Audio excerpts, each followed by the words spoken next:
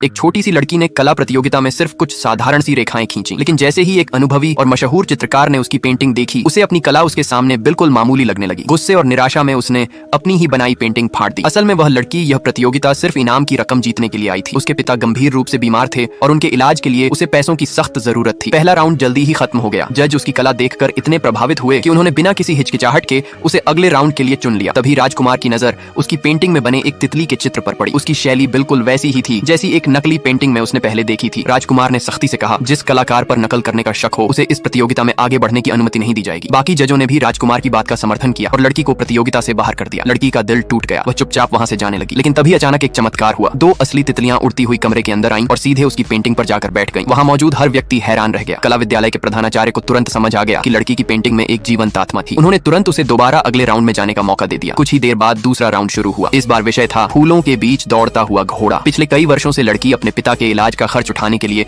दूसरे कलाकारों की पेंटिंग्स की नकल बनाकर बेचती आ रही थी। इसी वजह से उसका दाहिना हाथ भी बुरी तरह घायल हो चुका था। दर्द इतना ज्यादा था कि उसके लिए ब्रश पकड़ना भी मुश्किल था। फिर भी उसने हार नहीं मानी। उसने अपने घायल हाथ पर कपड़ा बांधा और पेंटिंग बनाना शुरू कर दिया। उधर बाकी कलाकार घोड़ों की बेहद बारीक और खूबसूरत तस्वीरें बनाने में व्यस्त थे। समय तेजी से बीत रहा था। आखिरकार समय समाप्त हो गया और जजों ने सभी पेंटिंग्स देखना शुरू कर दिया। एक कलाकार ने फूलों के बीच दौड़ते हुए एक शानदार घोड़े की तस्वीर बनाई थी। जज उसकी तकनीक से बेहद प्रभावित हुए और उसे बहुत अच्छे अंक दिए। यह देखकर लड़की और भी घबरा गई। आखिरकार जज उसकी पेंटिंग के सामने पहुंचे, लेकिन उसे देखकर सभी हैरान रह गए। उसकी पेंटिंग में घोड़ा था ही नहीं, उसमें सिर्फ तितलियों का एक विशाल झुंड बना हुआ था। जजों को लगा कि लड़की ने प्रतियोगिता का विषय ही गलत समझ लिया है। वे उसे फिर से प्रतियोगिता से बाहर करने वाले थे, लेकिन राजकुमार की नजर उस पेंटिंग से हट ही नहीं रही थी। वह लगातार उसे देखता रहा। अचानक उसके दिमाग में एक अद्भुत दृश्य उभर आया। उसने देखा फूलों से भरे मैदान में एक घोड़ा पूरी ताकत से दौड़ रहा है। उसके खुर हवा में फूलों की पंखुड़ियां उड़ा रहे हैं और उन उड़ती हुई पंखुड़ियों के पीछे तितलियों का एक विशाल झुंड तेजी से उसका पीछा कर रहा है। राजकुमार ने सबके सामने अपनी कल्पना का यह दृश्य बताया। तभी सभी को लड़की की कला का असली मतलब समझ आया। उसकी पेंटिंग सिर्फ आंखों से देखने के लिए नहीं थी, उसे कल्पना और भावनाओं से महसूस करना था। उसकी कला बाकी सभी कलाकारों से कई गुना आगे थी, इसलिए जजों ने उसे इस राउंड में पूरे अंक दे दिए। अब आखिरी राउंड शुरू हुआ। ये एक आर्ट ऑक्शन था, लेकिन लड़की एक अनजान कलाकार थी, इसलिए शुरुआत में उसकी पेंटिंग खरीदने में किसी ने कोई दिलचस्पी नहीं दिखाई। यह देखकर राजकुमार खुद आगे आया। उसने पेंटिंग की शुरुआती बोली लगाई, $10 लाख। राजकुमार की बोली सुनते ही बाकी अमीर खरीदार भी मैदान में उतर आए। एक के बाद एक बोली बढ़ती चली गई। आखिरकार एक आदमी ने पूरे $40 लाख